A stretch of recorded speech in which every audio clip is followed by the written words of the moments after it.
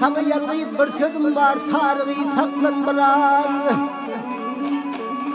Abbar salımdır yüz olunur, dergiyi saklan biraz.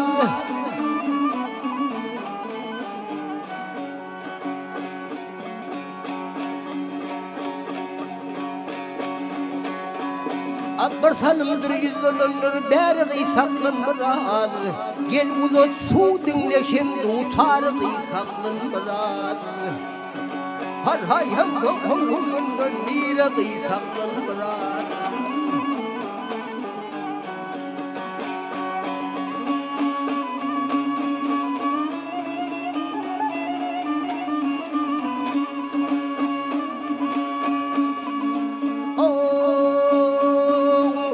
Tutun altın kumuştan sen güzellikten yükü. Sen ne taysız görmegeylik kıyılara kalın yükü. Ay naydı de kirpigim gedenge nazarına çarı köy. Şinelep duyuyumda sevgi yürekten vurdu kökü. Attım okken bol yaramı dergi saklan biraz.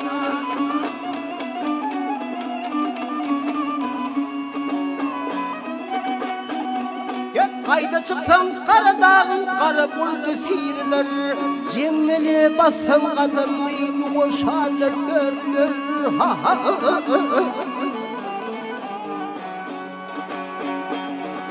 Urfa yalkım alkımından göz açarlar karlar. Şadiyanlık vakti hoşluk bu şadlığa karlar. Dedim yetsem sözümün yok, hargıyı saklan biraz. Hargıyı saklan biraz. Hargıyı saklan biraz. Dergıyı saklan biraz. Dedim yetsem sözümün yok, hargıyı saklan biraz. Hargıyı saklan